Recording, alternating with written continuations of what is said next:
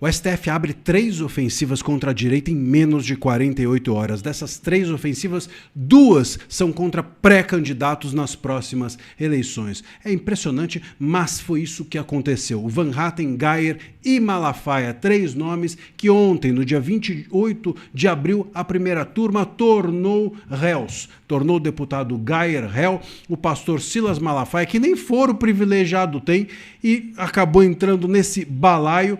E também ontem o PGR Gonê fez alguma coisa da vida e sempre errado, denunciou Marcel Van Hatten por um discurso que o Van Hatten fez da tribuna, algo que obviamente ele tem imunidade, mas no Brasil ninguém mais tem imunidade, ninguém mais tem direito nenhum, a liberdade é escassa para todo mundo, inclusive para os parlamentares. Eu vou te explicar por que essas 3 ofensivas foram abertas em 48 horas e te contar que elas são uma foto de um STF que muda a régua conforme o réu, conforme quem é a pessoa a quem ele quer atingir. Eu sou André Marcília, advogado constitucionalista, comentarista jurídico, e peço que vocês se inscrevam aqui no nosso canal e deixem o seu like nesse vídeo. Muito bem, 3 pontos para a gente pensar juntos aqui. Primeiro, que como eu mencionei, em menos de 48 horas, o STF e a PGR abriram 3 frentes simultâneas contra figuras relevantes da direita brasileira. Primeiro, a primeira turma do STF tornou o Gustavo Geyer,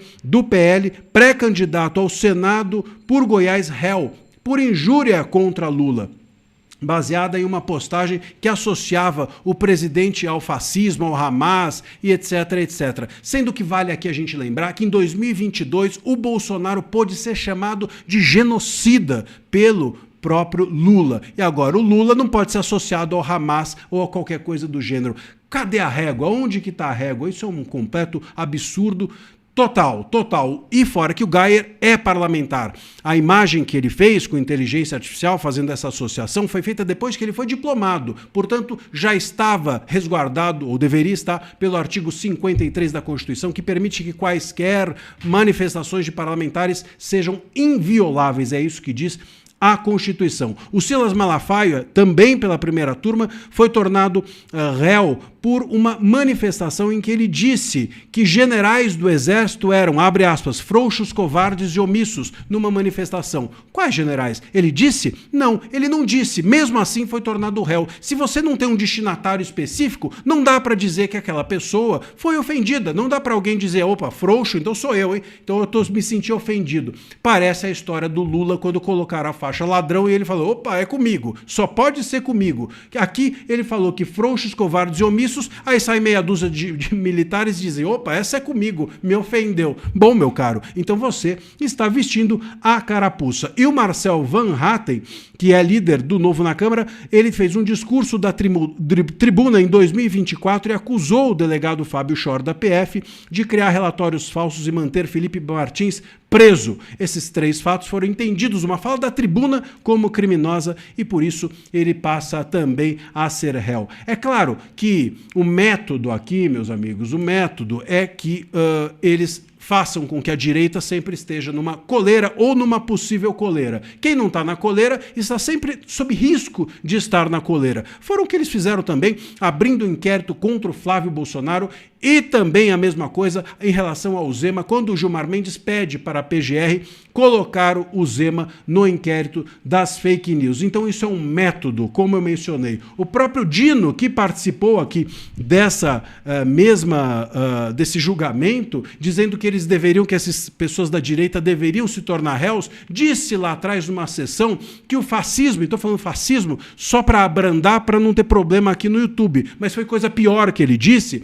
mas enfim, que o fascismo era parte do debate público, quando lhe interessava. Agora que não lhe interessa mais, ele acha que qualquer coisa a ser dita contra uma autoridade merece investigação. Portanto, não é contra, portanto, é contra quem se destina a fala que importa para os ministros. Se é para a esquerda, é liberdade. Se é contra a esquerda, a fala é censura, é crime e assim por diante. Se a fala é contra a direita, é liberdade de expressão, como eu mencionei até no próprio caso em que genocida pode ser atribuído ao ex-presidente Bolsonaro. Muito bem, o fato é que a gente tem agora essas investigações. Vale ainda dizer que o Malafaia também é um personagem que eles querem manter na coleira porque ele tem muita influência na direita, sobretudo na direita bolsonarista. Esse é o segundo ponto. E o terceiro ponto também é que eles criminalizando os discursos da direita, eles criam um choque, um imenso choque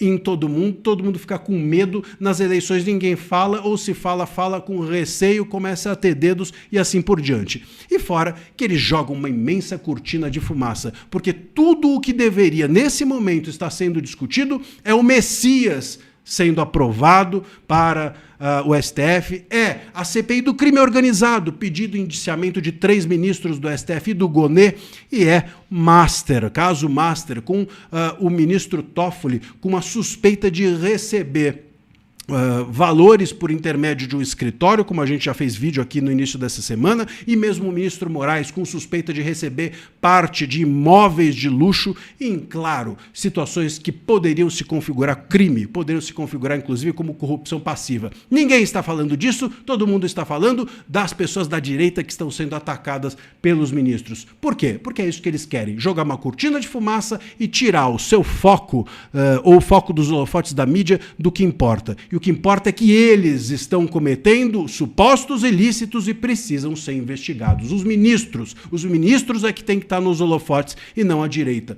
Eles fazem um jogo de cena, um ilusionismo, tiram dessa mão para colocar nessa, e enquanto você olha para essa aqui fica se movimentando para afastar da mídia tudo aquilo que eles, ministros do STF, fizeram.